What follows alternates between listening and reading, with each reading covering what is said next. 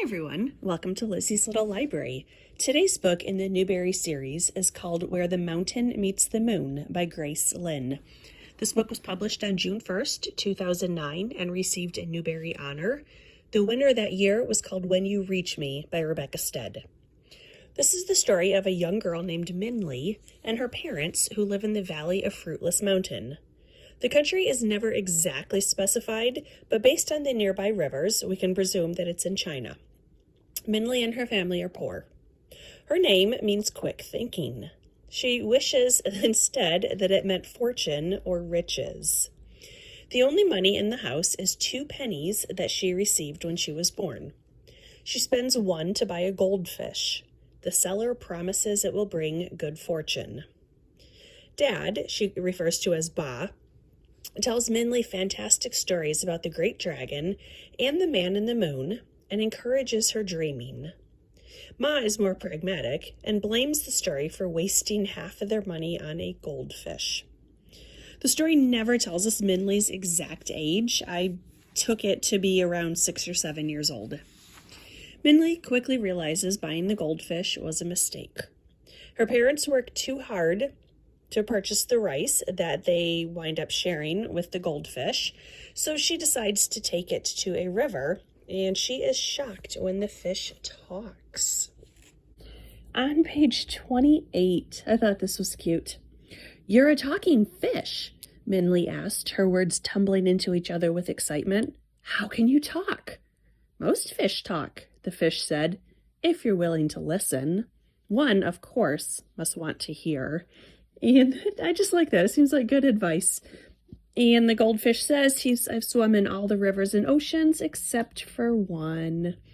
I have seen and learned much of the world, including the way to Never-Ending Mountain. Since you have set me free, I will tell you." Following his advice, she runs away the next night to meet the man in the moon to ask him how to secure fortune for her family. As soon as the parents realize Minley is gone, they follow her, and for a while we have parallel journeys. Minley meets a dragon in a saltwater river, and her parents meet the goldfish seller. The dragon is crying because the monkeys have tied him up. He admits he can't fly, and Minley suggests that he come with to ask the man in the moon. And it's about here that I started getting really serious Wizard of Oz vibes. Minley tricks the greedy monkeys so she and the dragon can pass through. Dad tells Mom a story about searching for happiness and convinces her that Minley, like the secret of happiness, is not meant to be found. They agree to return home in the morning and wait for Minley to return. Mom and Dad make it back home safely, and they wait for Minley to continue her trip toward the man in the moon. She meets friends along the way who help her with different problems that she encounters. As an example, she meets the magistrate, 2 twins and their grandparents, a tiger, and a magic string. She finally meets the man in the moon, who says he can only answer one question every 99 years.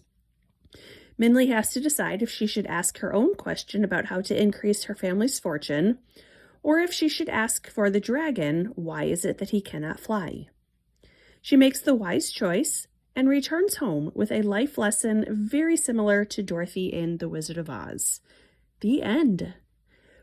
This book was good enough. Fantasy stories are not my favorite. I did like the inclusion of the several short stories that the characters told each other, and I thought the illustrations were nice as well. So there were actually 2 types. We had full page, full color illustrations, somewhat similar to the design on the front cover. And then the start of each chapter had a smaller sketch, and those were done in 1 color, and I really liked those as well. Compared to the book, I actually preferred the author's notes at the end, explaining how and why she wrote this story.